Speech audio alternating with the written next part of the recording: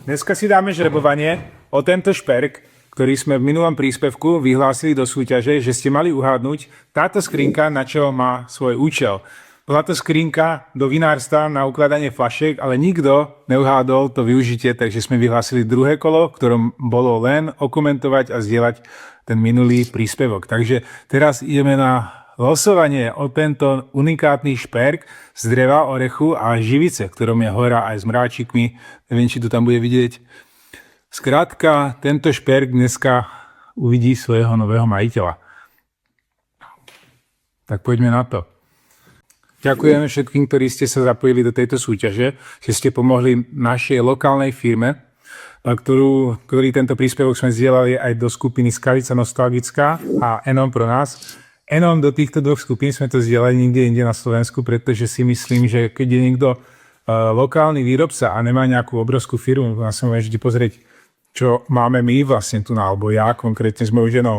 Sme maličká firma a keď v Skalici niekto podniká na takejto lokálnej úrovni, treba si pomáhať, treba robiť aj malé zakázky, ktoré veľké firmy odmietajú a nemajú na ne čas, snažia sa im vyhnúť.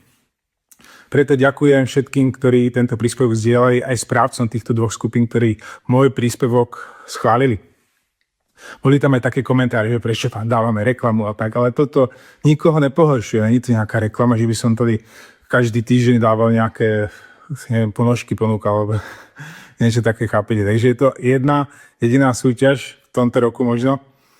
Ďakujem teda, že ste sa zapojili, som moc rád všetkým za to a ukážem vám, čo s tým šperkom ešte predtým, než dávam vlastne každému zákazníkovi nejaký šperk, čo je dlhšie na sklade, čo s tým šperkom robím.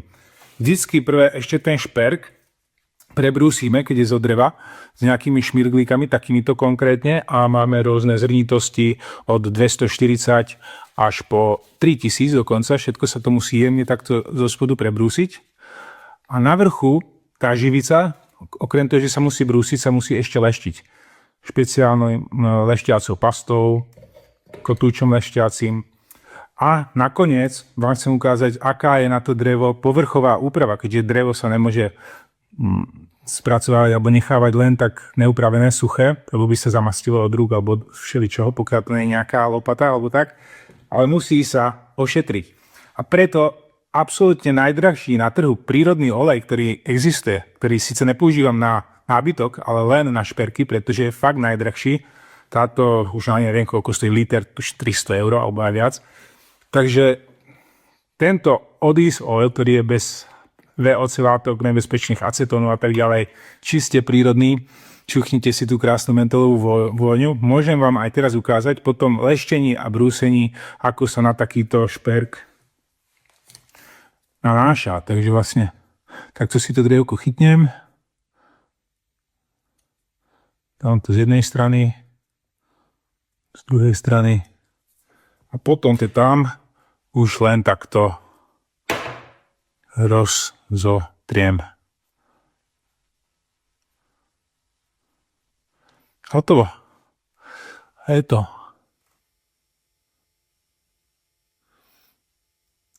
Aby ste ten šperk, okrem toho, že je tam takéto očko z nerezovej oceli a samozrejme aj reťazka z nerezovej oceli, ktorú si môžete po domu s mojou ženou skrátiť alebo predĺžiť na váš rozmer, aký potrebujete. Teda tá výherkyňa, alebo hoci kto si kúpi od nás iný šperk ako tento, tak potom ho môžete, potom to nerezová oceľ je antialergická a takisto tento šperk, tento olej je totálne prírodný, takže môžete ho nosiť úplne bez problémov aj na krku. Takže posledný pohľad a ideme na žrebovanie. Už som si pripravil tu na takú misku alebo košiček sklenený, neviem ako to môžem nazvať, a aj zoznam všetkých zúčastnených, aby ste vedeli, že sa žiadne meno neopakuje dvakrát, takže to takto nasypem hneď pred vami do toho košička alebo do tej misky. Tak. To môže ísť tam. No a ešte tieto zbylé.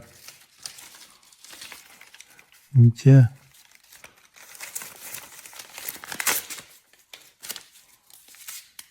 Tak. Je tam všetko.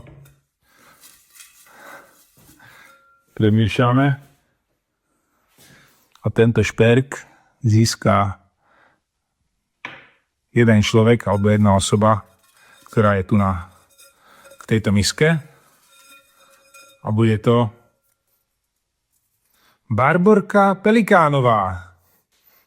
Gratulujem, pani Barborka. Vyhrávate tento šperk. Moc sa teším. Určite vás budeme kontaktovať, alebo vy nás kontaktujte. A po tom, čo si dohodnete, akú chcete veľkú reťazku, vám šperk pošleme, alebo si môžete prísť pre neho do Skalice do dielne priamo sem. No, tak to je všetko. Na budúce, keď bude ďalšia súťaž, budem rád, keď sa zapojíte a mám pre vás ešte jedno prekvapenie.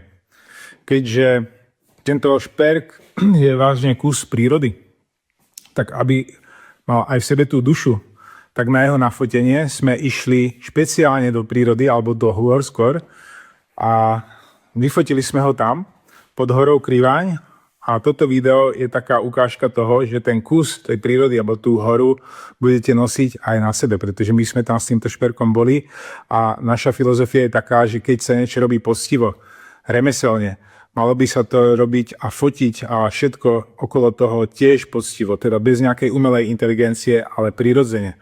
Teda je to tam poznať, keď sú fotky urobené umelou inteligenciou a keď sú urobené poctivo. Verte tomu, niekto si myslí, že umelá inteligencia je výborná a ja ju používam, ale ten rozdiel tam cítim. Aj keď som amatér, že nemusím byť profesionál a ešte o to viac, keď je človek profesionál, tak cíti tú strojovú prácu.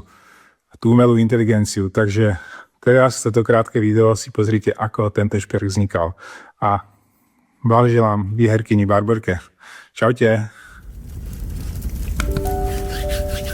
Niekedy stačí len ticho, teplo domova a pohľad do plameňov, aby si človek uvedomil, čo je v tomto zrýchlenom svete skutočné.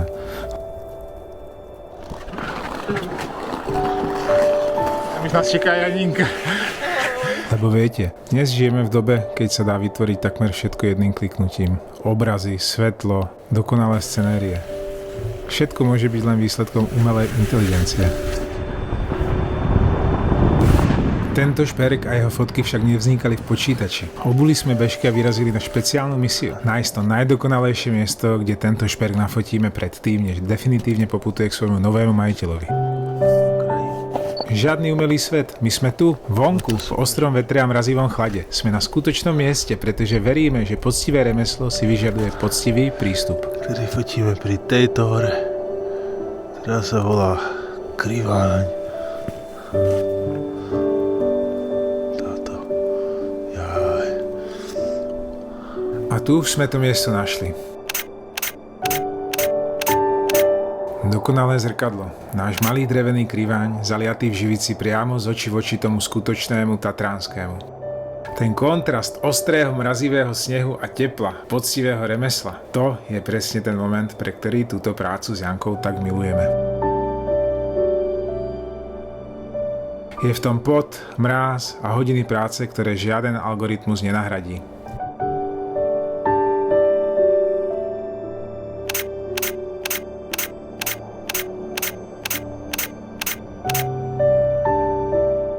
Nepotrebujeme vymýšľať dokonalé tvary. Príroda ich už dávno vymyslela za nás. My ich len s pokorou prenášame do našich výrobkov.